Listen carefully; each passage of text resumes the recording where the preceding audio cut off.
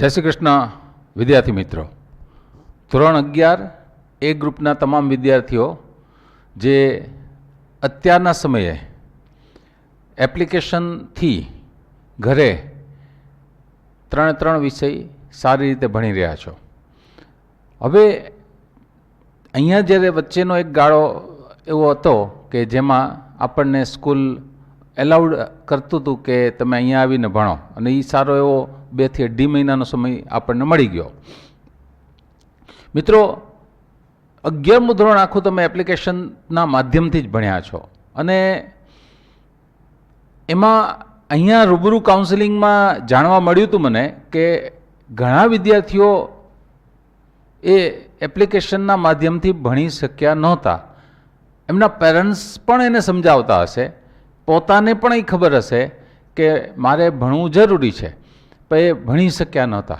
અને અહીંયા જ્યારે રેગ્યુલર ભણવાનું શરૂ થયું ને ત્યારે એની આંખ ઉઘડીને એ કાઉન્સેલિંગમાં આવ્યા અને કહ્યું પણ ખરા, કબૂલ્યું પણ ખરા કે અમે એપ્લિકેશનથી ભણ્યા નહોતા. હવે એને કારણે રૂબરૂમાં ઘણી બધી મુશ્કેલીઓ લેક્ચરની અંદર સમજવામાં આવતી જાય, કેમ કે જેવો રેફરન્સ 11માનો આવે તો એનું માઇન્ડ બંધ થઈ જાય, કામ કરતું બંધ થઈ જાય. હવે ભૂલ ન થાય જુઓ, એવા વિદ્યાર્થીઓ જેને 11માનું થોડું ઘણું નબળું હતું ને, તો એને અહીંયા ફરીથી રિવિઝન કરીને પણ આગળ ભણાવવામાં આવ્યા હતા, જેથી કરીને એ પોતાનું કામ સારી રીતે કરી શકે. પણ મિત્રો, હવે આ જે સમય શરૂ થયો છે એમાં તમે એપ્લિકેશન થ્રુ ભણી રહ્યા છો, એમાં જો કોઈ ખામી રહી તો આ ખામી સીધી તમારા નામની માર્કશીટમાં અસર કરી શકે છે. એટલે તમે બરાબર ધ્યાનથી આને ભણો, એપ્લિકેશનના એક લેક્ચર બરાબર રીતે જુઓ અને સારી રીતે કામ કરો.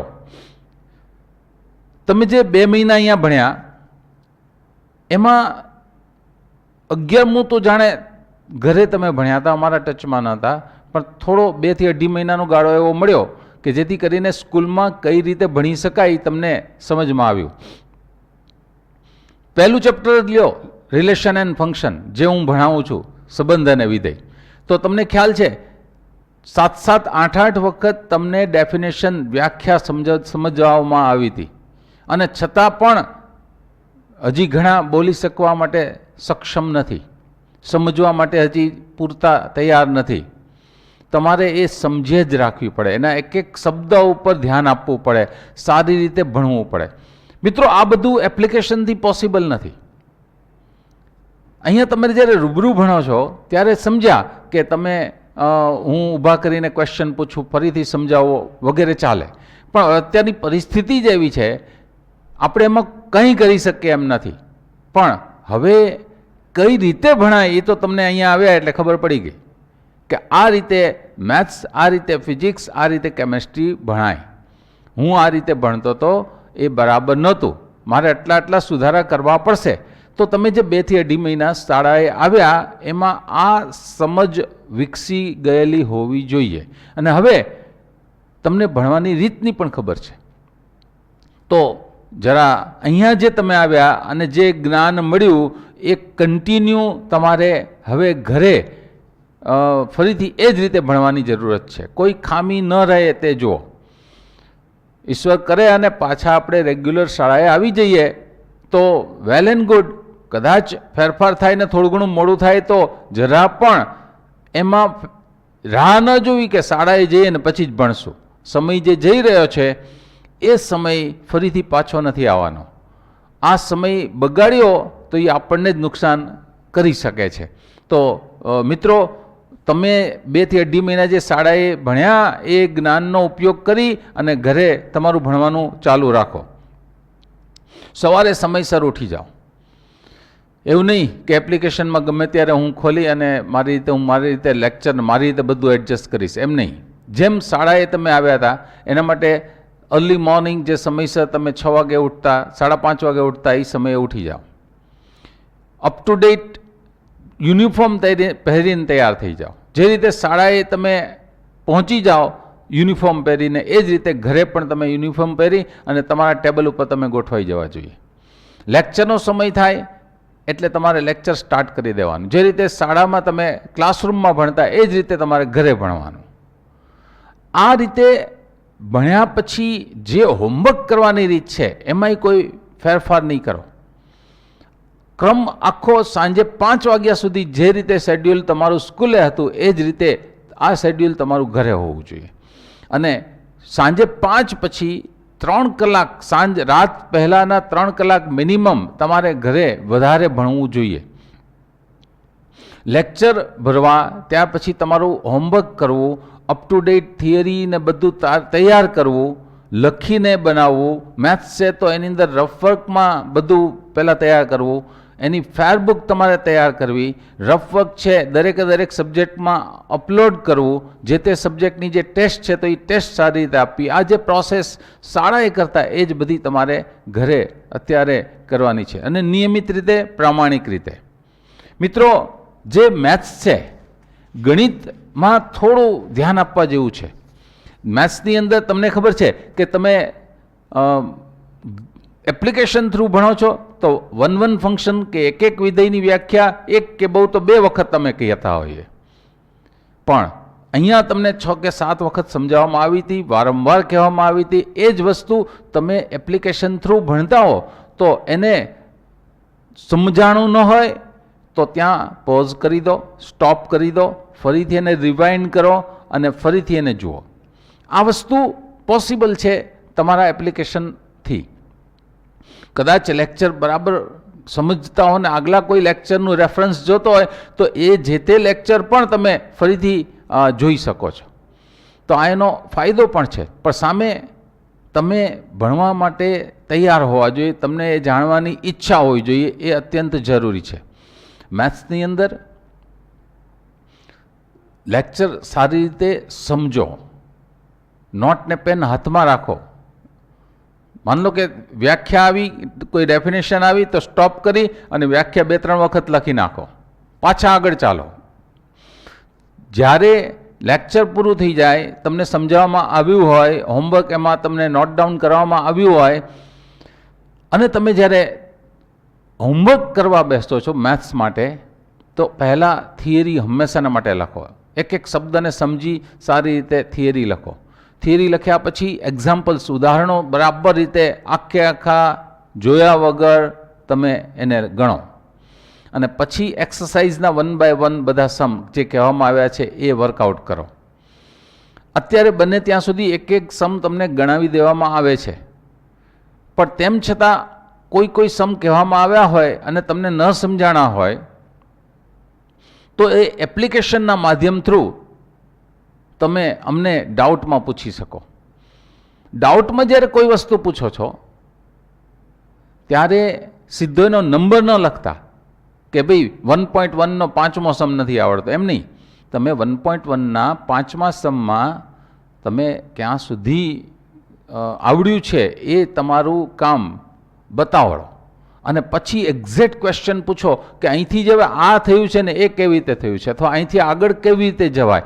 તમારો જે કંઈક ક્વેશ્ચન છે ને એ બહુ પિન પોઈન્ટ ક્વેશ્ચન બનાવો. સિમ્પલ એમ નથી લખી નાખવાનું કે 5મો દાખલો નથી આવડતો કે 1.1 નથી આવડતો, આવું ન જોઈએ.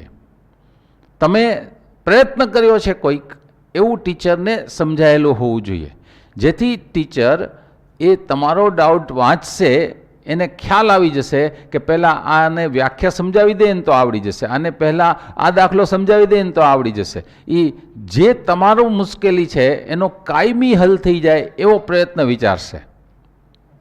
તો જે તમારો ડાઉટ છે એ સિમ્પલ કોઈ એક લાઇનમાં કે નંબર આપીને નથી આપવાનો, તમે શું પ્રયત્ન કર્યો છે ને એ બરાબર રીતે એમાં દેખાડજો. મિત્રો, દરેક વિષયમાં જે રોજ તમને ભણાવવામાં આવતું હોય છે ને એ કામ તે જ દિવસે પૂરું થઈ જવું જોઈએ, બીજા દિવસ, ત્રીજા દિવસ ઉપર નહીં. ફોર એક્ઝામ્પલ, બપોરનું લેક્ચર હોય કોઈ અને સાંજે પાછી ટેસ્ટ હોય, તો એવું ઘણા બધા વિદ્યાર્થીઓ વિચારતા હોય છે કે આ લેક્ચર છે એનું હોમવર્ક હું પછી કરીશ, અત્યારે હું ટેસ્ટની તૈયારી કરી લઉં, કેમ કે ટેસ્ટમાં વધારે માર્ક્સ આવે ને તો સારું. હવે આ જે લેક્ચર પછી તરત જે હોમવર્ક ન કરવાનો વિચાર છે ને એ તમને ડિસ્ટર્બ કરી શકે છે. મિત્રો 017 સિસ્ટમથી માઇન્ડ કામ કરતું હોય છે. તમે જેવું લેક્ચર ભર્યું હોય ને એમાં એક એક બાબતો ધ્યાનથી સાંભળી હોય એ તમારી શોર્ટ મેમરીની અંદર હોય છે, અને એ શોર્ટ મેમરી તમે જેવું એના પછી હોમવર્ક કરો ને ત્યારે તમને એ મેમરી તમને મદદ કરતી હોય છે. તેથી ઉલટું માન લો કે તરત હોમવર્ક ન કરો અને તમે એ હોમવર્ક બીજા દિવસ ઉપર જેવા લઈ ગયા તો જે લેક્ચર દરમિયાન તમારી શોર્ટ મેમરીની અંદર રહેલ તમામ મેમરી એ બીજે દિવસે કામ નથી કરતી હોતી, ઘણી મેમરી ઉડી જતી હોય છે. તો 017માં જે 0 કહેવામાં આવે છે ને એ 0 એમ કહે છે કે તાત્કાલિક તમે એનો અભ્યાસ કરો. લેક્ચર ભરો, તાત્કાલિક જો તમે એનો અભ્યાસ કરો તો લેક્ચર દરમિયાન નાની નાની બાબતો જે ટીચર દ્વારા કહેવામાં આવી છે એ તમે એનો ઉપયોગ કરી શકો. ને જેવો તમે એનો ઉપયોગ કરો ને તો એ જે 0 લેવલે રજિસ્ટર થયેલી મેમરી એ એક્સટેન્ડ થઈ જશે અને વધુ સમય સુધી એ કામ કરશે. તો એવું ન બને કે લેક્ચર પછી તરત હોમવર્ક નથી કરવું, અત્યારે હું ટેસ્ટની તૈયારી કરું વધુ માર્ક માટે અને આ હોમવર્ક પછી કરું તો ઘણું કામ તમારું વધારે પડતું કામ કરશો તોય રિઝલ્ટ નહીં આવશે. તો રોજનું કામ રોજ કરો, જ્યારે જે લેક્ચર ચાલ્યું હોય એનું હોમવર્ક તે જ દિવસે ને તે જ સમયે કરો, પાછળ ન ઠેલો. શાળાએ જે 11મા ધોરણના રિવિઝન લેક્ચર રાખ્યા હતા અને બહોળી સંખ્યામાં વિદ્યાર્થીઓ એટેન્ડ પણ કરતા હતા. હવે 12મું ધોરણ જ્યારે શરૂ થઈ ગયું છે તો એ સમય ફરીથી નહીં મળે કે તમને જે એપ્લિકેશન થ્રુ સમજાવ્યું હવે પાછા લેક્ચર અહીંયા ગોઠવવી, કારણ કે સમય આપણા હાથમાં નથી. એટલે આ બહુ અગત્યનો સમય છે અને તમે લેક્ચર જે આપવામાં આવે છે ડે ટુ ડે સારી રીતે ભણી અને આગળ વધતા જાઓ. આ ફરીથી શાળાએ જઈએ અને ફરીથી ભણાવવામાં આવશે એવા ખ્યાલમાં હવે નહીં રહેતા. મેથ્સમાં ફેરબુક એ ડે ટુ ડે અપડેટ કરજો. જ્યારે શાળાએ તો આવવાનું છે એ નક્કી છે, ક્યારે આવવાનું છે એ જ નક્કી નથી, બરાબર. પણ જ્યારે તમે શાળાએ આવશો ત્યારે અમે નોટબુક માગશું. અહીંયા એવો અનુભવ અમને થયેલો છે કે જેવી નોટબુક માગીને તો ઓવરનાઇટ એ નોટબુક કરી નાખી હોય તમે બધાએ. ઘણા બધા વિદ્યાર્થીઓ એવા હતા જેને ઓવરનાઇટ કરેલી નોટબુક માત્ર તમારું નામ અમારી નોંધમાં આવી જાય છે કે તમે નોટબુક બનાવી છે, પણ ખરેખર નોટબુક બનાવવા પાછળનો હેતુ એ આખો ઉડી જાય છે. તમે ફેરબુક જે બનાવો છો એમાં તમે ખાતરીબંધ હોવા જોઈએ કે આમાંથી કોઈ પણ દાખલો પૂછો મને આવડશે, તો જ ફેરબુકનો અર્થ છે. નહીં તો ત્યાં સુધી તમારે રફ વર્કમાં એ દાખલો ગણ્યા જ કરવો પડે. અને આ ફેરબુક જે બનાવી છે એ આવી મહેનતથી બનાવેલી હશે તો તમારી 12મા ધોરણની એન્યુઅલ એક્ઝામના આગલા દિવસમાં એક જ દિવસમાં તમે આખું મેથ્સ પૂરું કરી શકશો. તમે ખાતરીબદ્ધ રીતે આખા મેથ્સમાંથી નીકળી શકશો, તમે કોન્ફિડન્સ સાથે એક્ઝામ દઈ શકશો.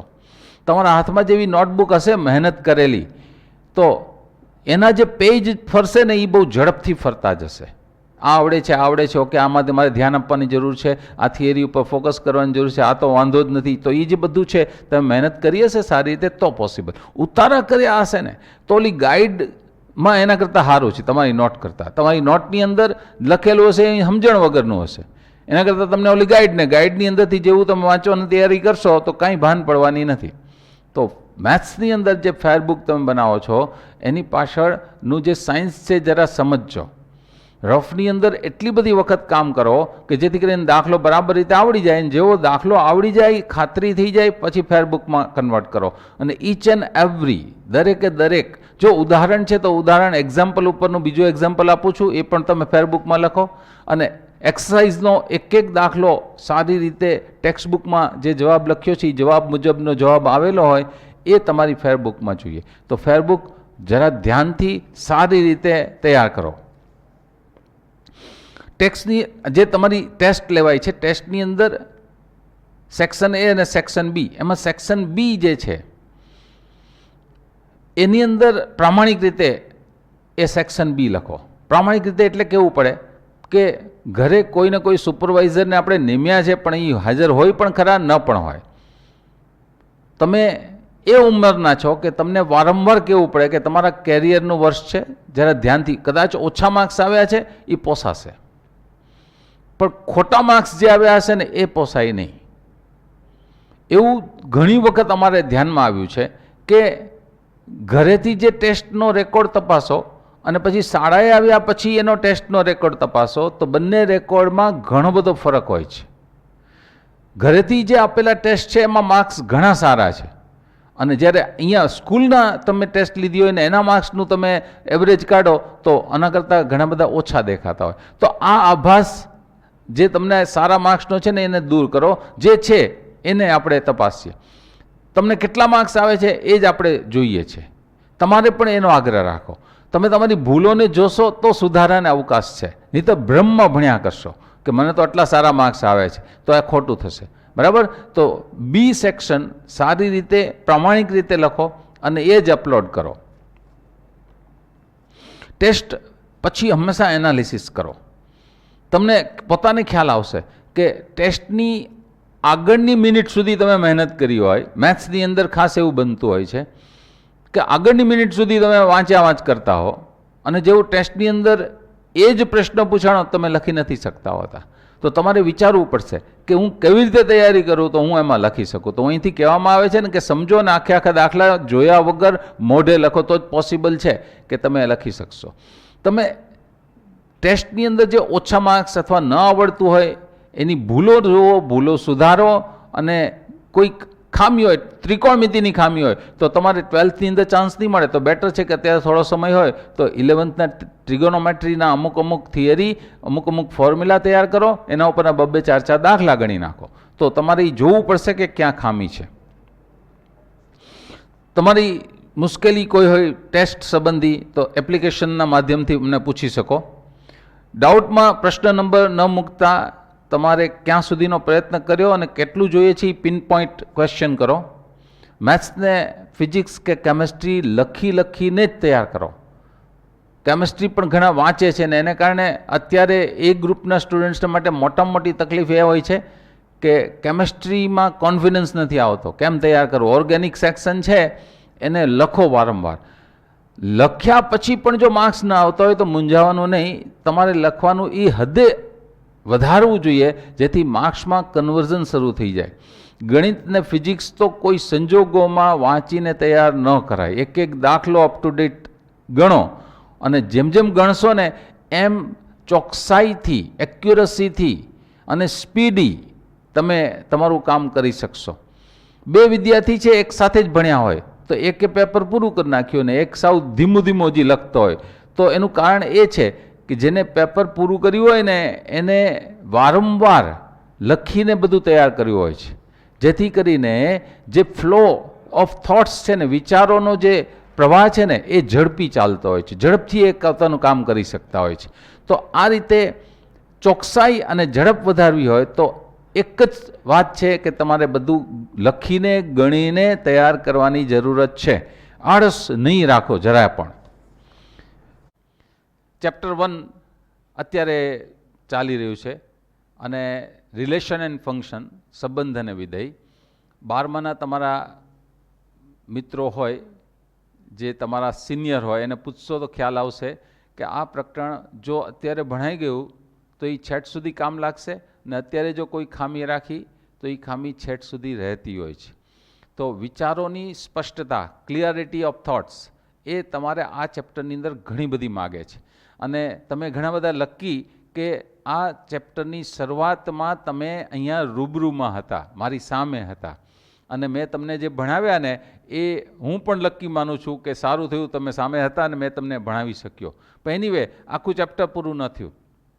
હવે ઇન્વર્ટિબલ ફંક્શન જે વિધેય છે એનું પ્રતિવિધેય અને એની જે બધી બાબતો, સંયોજિત વિધેયથી બધું શરૂ થયું, અને એ જે પોર્શન આની અંદરનો છે એ કેમ ભણાય એ ચેપ્ટર તમને ખબર છે, પણ ધ્યાનથી ભણતા રહેશો. જ્યાં સુધી ચેપ્ટર 1 ચાલે છે ને ત્યાં સુધી ટેસ્ટ ચેપ્ટર 1ની કન્ટિન્યુ રહેશે. તમને અહીંયા રૂબરૂમાં જે ભણાવેલા ચેપ્ટર છે ને એને આની હારે મિક્સ નહીં કરીએ. મેટ્રાઇસિસ કે એલપી, લિનિયર પ્રોગ્રામિંગ, આ 2 ચેપ્ટર અગાઉ થઈ ગયા, પણ એ આની હારે મિક્સ નહીં કરીએ. ચેપ્ટર 1 અપ ટુ ડેટ ભણો, કોઈ ખામી એમાં નહીં રાખશો અને એની નોટબુક તમે અપ ટુ ડેટ બનાવો. હવે જે જેઈના વિદ્યાર્થીઓ છે, જે 11thનું એના માટે ઘણું બધું અગત્યનું છે. બોર્ડના વિદ્યાર્થીઓ માટે 11th એટલું વધારે અગત્યનું નહીં, પણ જે જેઈના વિદ્યાર્થીઓ છે તેઓને માટે 11th અગત્યનું છે. અત્યારે P&C પરમ્યુટેશન એન્ડ કોમ્બિનેશનનું ચેપ્ટર ચાલે છે.